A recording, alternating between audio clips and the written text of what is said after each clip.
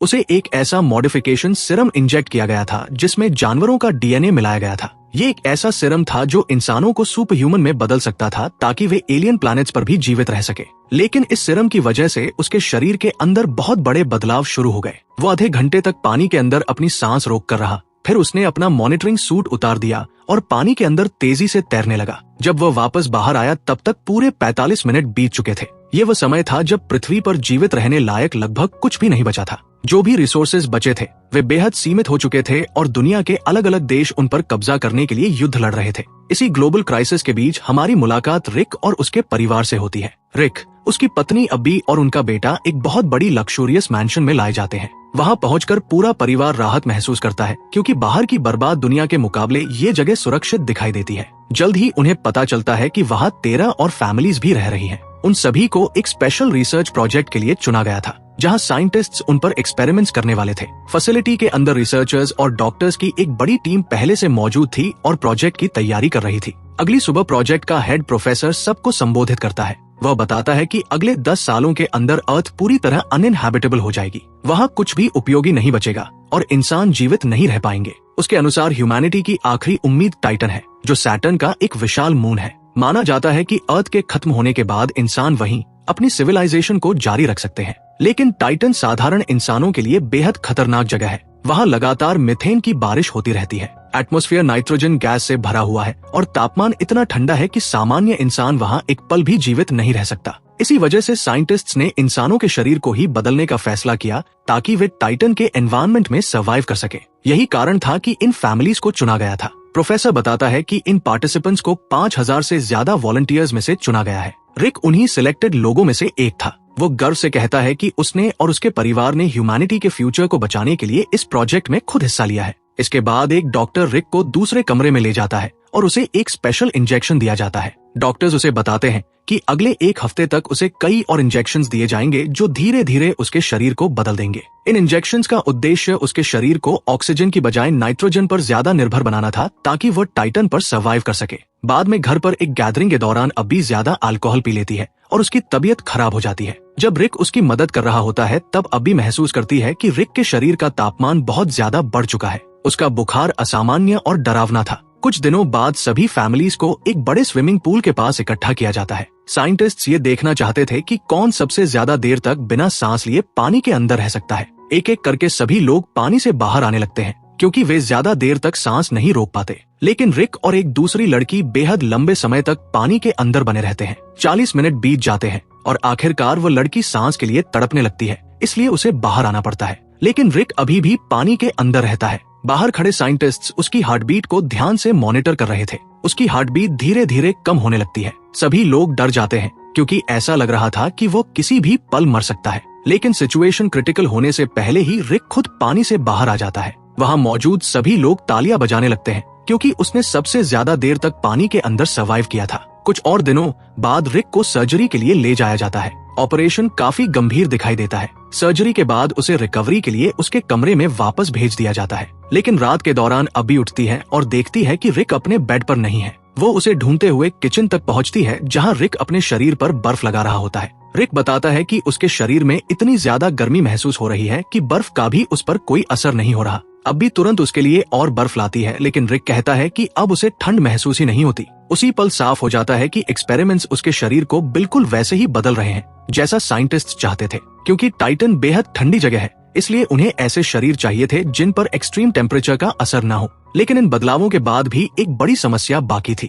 Titan का methane gas और nitrogen से भरा एटमॉस्फेयर। पार्टिसिपेंट्स को तैयार करने के लिए साइंटिस्ट्स उन्हें एक और खतरनाक एक्सपेरिमेंट से गुजारते हैं। उन्हें मीथेन मिक्स्ड पानी में डाला जाता है और स्पेशल मास्क पहनाए जाते हैं जो ऑक्सीजन कम करके नाइट्रोजन एक्सपोजर बढ़ाते हैं। उन मास्क को पहनकर उनसे भारी एक्सरसाइज और रनिंग भी करवाई जाती है। साइंटिस्ट्स असल में उनके शरीर को टाइटन की जिंदगी के लिए ट्रेन कर रहे थे। दिन गुजरते रहते हैं और एक्सपेरिमेंट्स और भी ब्रूटल होते जाते हैं। फिर एक सुबह बाथरूम में खड़े रिक को कुछ डरावना दिखाई देता है। उसके बाल तेजी से झड़ने लगते हैं। प्रोग्राम में शामिल एक और यंग पार्टिसिपेंट के साथ भी यही हो रहा था। अब सभी लोग समझने लगते हैं कि ये भयानक फिजिकल चेंजेस उन्हीं इंजेक्शंस और एक्सपेरिमेंट्स के साइड इफेक्ट्स हैं। कुछ समय बाद फैसिलिटी में एक ट्रेजेडी हो जाती है जब प्रोजेक्ट में शामिल एक लड़की अचानक मर जाती है। उसकी मौत से सभी फैमिली शॉक में आ जाती है। डर तेजी से फैलने लगता है क्योंकि सभी को वही ट्रीटमेंट और मेडिसिन दी जा रही थी। उन्हें एहसास होने लगता है कि उनकी जान भी खतरे में हो सकती है। उस रात सभी पार्टिसिपेंट्स रिक के घर में इकट्ठा होकर इस सिचुएशन पर चर्चा करते हैं।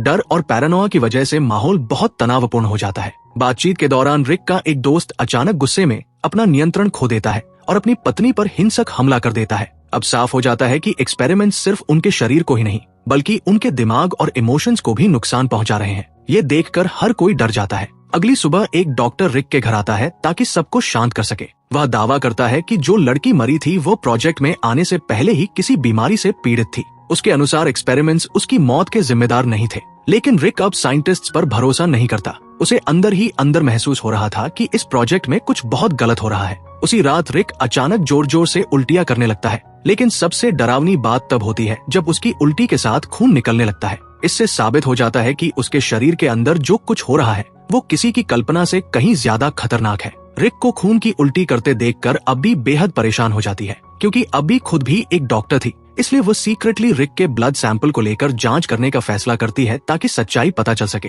अगले दिन रिक को फिर से एक वाटर एक्सपेरिमेंट में दिखाया जाता है, लेकिन इस बार उसके साथ कुछ बेहद डरावना होने लगता है। उसकी स्किन धीरे धीरे छिलने लगती है। अपने शरीर को इस तरह बदलता देखकर रिक बुरी तरह डर जाता है। इसी बीच अब्बी लैबोरेटरी में रिक के ब्लड सैंपल की टेस्टिंग करती है। जब वो ध्यान से एनालिसिस करती है तब उसे एक शॉकिंग सच्चाई पता चलती है। रिक के शरीर में बड़ी मात्रा में अननोन केमिकल्स और मॉडिफाइड सब्सटेंसेस डाले गए थे जिनके बारे में साइंटिस्ट्स ने कभी उन्हें नहीं बताया था। अब्बी तुरंत समझ जाती है कि प्रोजेक्ट उनसे बहुत बड़ी जानकारी छिपा रहा है। वो हेड प्रोफेसर का सामना करती है और जवाब मांगती है, लेकिन प्रोफेसर उसके सवालों से बचता रहता है और कुछ भी बताने से इनकार कर देता है। उसकी चुप्पी अब्बी के शक को और मजबूत कर देती है कि ये एक्सपेरिमेंट उनकी सोच से कहीं ज्यादा खतरनाक है। कुछ समय बाद रिक की एक और सर्जरी की जाती है, इस बार उसकी आंखों पर। इस ऑपरेशन का उद्देश्य उसे कंप्लीट डार्कनेस में भी साफ देखने की क्षमता देना था, ठीक वैसे ही जैसे टाइटन पर सर्वाइव करने वाले किसी क्रीचर की होती है। लेकिन सर्जरी के बाद जब रिक घर वापस आता है तो अचानक उसकी आंखों से खून बहने लगता है। अब्बी घबरा जाती है और तुरंत उसे वापस हॉस्पिटल ले जाती है। एक बार फिर अब्बी प्रोफेसर से सच्चाई जानने की कोशिश करती है। वह डेस्परेटली यह समझना चाहती थी कि आखिर उसके पति के साथ हो क्या रहा है, लेकिन अब्बी के सवालों का जवाब देने के बजाय प्रोफेसर उसे नजरअंदाज करके वहाँ से चला जाता है। बाद में जब अब्बी घर वापस लौटती है तब उसकी मुलाकात उसी पार्टिसिपेंट से होती है जिसने पहले वायलेंट बिहेवियर दिखाया था, लेकिन अब उसकी हालत पहले से कहीं ज्यादा खराब हो चुकी थी। एक्सपेरिमेंट्स ने उसकी मेंटल स्टेबिलिटी को पूरी तरह नष्ट कर दिया था। गुस्से के एक बेकाबू दौरे में वो अपनी ही पत्नी की हत्या कर देता है। इसके तुरंत बाद मिलिट्री पर्सनल वहां पहुंचते हैं और उसे पकड़कर अपने साथ ले जाते हैं। ये सब देखने के बाद अब्बी पूरी तरह यकीन कर लेती है कि साइंटिस्ट्स पार्टिसिपेंट से काउंटलेस सीक्रेट्स छिपा रहे हैं। सच जानने के लिए वो सीक्रेटली रिक का एक्सेस कार्ड चुरा लेती है और उस रिस्ट्रिक्टेड सेक्शन में प्रवेश करती है जहां कॉन्फिडेंशियल रिसर्च फाइल्स रखी हुई थी। जब वो फाइल्स को सर्च करती है तब उसे बेहद डरावने सबूत मिलते हैं। जिस लड़की के बारे में कहा गया था कि उसकी मौत किसी पुरानी बीमारी की वजह से हुई थी,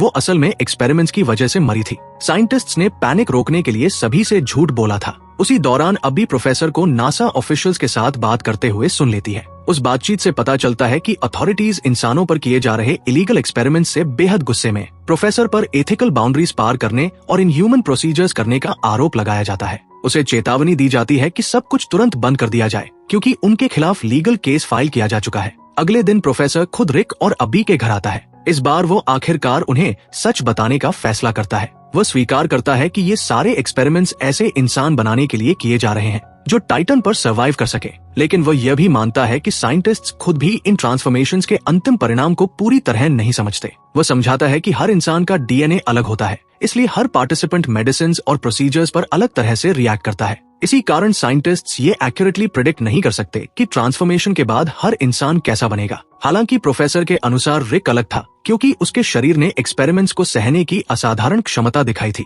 प्रोफेसर आगे बताता है कि ट्रांसफॉर्मेशन प्रोसेस पूरा होने के बाद सब्जेक्ट साधारण इंसान नहीं रहेंगे। उनके शरीर इवॉल्व होकर एक बिल्कुल नई स्पीशीज में बदल जाएंगे जिसे खास तौर पर टाइटन के लिए डिजाइन किया गया होगा। इन क्रीचर्स को होमो टाइटन कहा जाएगा। फिर भी साइंटिस्ट्स अभी तक ये नहीं जानते थे कि ट्रांसफॉर्म्ड लोगों का फाइनल अपीयरेंस कैसा होगा, क्योंकि हर किसी का डीएनए अलग तरह से रिस्पॉन्ड करता था। ये सब सुनकर रिक और अब्बी दोनों पूरी तरह शॉक्ड और टेरिफाइड हो जाते हैं। लेकिन अब तक रिक का ट्रांसफॉर्मेशन इतना आगे बढ़ चुका था कि उसे रोकना लगभग असंभव था। बाद में रिक की आंखों पर एक और सर्जरी की जाती है जो सफल रहती है और उसे अंधेरे में देखने की क्षमता मिल जाती है। उसका शरीर धीरे धीरे टाइटन जैसी कंडीशंस के अनुसार और ज्यादा अडैप्ट होने लगता है। अब वो लंबे समय तक पानी के अंदर रह सकता था और आसपास की मूवमेंट्स और वाइब्रेशंस को असामान्य तरीके से महसूस कर सकता था। समय गुजरने के साथ एक्सपेरिमेंट से गुजरे बाकी सभी पार्टिसिपेंट्स एक एक करके मर जाते हैं। केवल रिक और उसका एक दोस्त ही इस हॉरिफाइंग ट्रांसफॉर्मेशन प्रोसेस में जीवित बचते हैं। जब अबी बाद में लैबोरेटरी में रिक से मिलने जाती है तो उसकी अपीयरेंस देखकर वो दंग रह जाती है। रिक पूरी तरह बदल चुका था। उसके शरीर के सारे बाल गायब हो चुके थे और उसके कान भी नहीं रहे थे। अब वो मुश्किल से इंसान जैसा दिखाई देता था। इन भयानक बदलावों के बावजूद रिक अभी भी अब्बी और अपने बेटे को पहचान लेता है, लेकिन एक और टेरेबल साइड इफेक्ट सामने आता है। अब वह सामान्य तरीके से बात नहीं कर सकता था। उसका ट्रांसफॉर्म शरीर उसे केवल बेहद लो फ्रीक्वेंसी साउंड्स के जरिए कम्युनिकेट करने की अनुमति देता था, इतनी गहरी फ्रीक्वेंसीज जिन्हें सामान्य इंसान सुन भी नहीं सकते। आखिरकार रिक को वापस घर भेज दिया जाता है, लेकिन रात के दौरान उसका बचा हुआ दोस्त अचानक वहां पहुंचता है और उसके हाथों पर खून लगा होता है। एक्सपेरिमेंट्स ने उसका दिमाग पूरी तरह नष्ट कर दिया था। बेकाबू गुस्से में वह अपनी पत्नी की भी हत्या कर देता है। जब मिलिट्री को इस घटना के बारे में पता चलता है तो सोल्जर्स तुरंत रिक और उसके दोस्त को पकड़ने पहुंच जाते हैं, क्योंकि अब वे उन्हें डेंजरस क्रीचर्स मानने लगे थे। कॉन्फ्रंटेशन के दौरान मिलिट्री रिक के दोस्त को मार देती है, लेकिन रिक की नई पावर्स और फिजिकल स्ट्रेंथ इंसानों से कहीं ज्यादा बढ़ चुकी थी।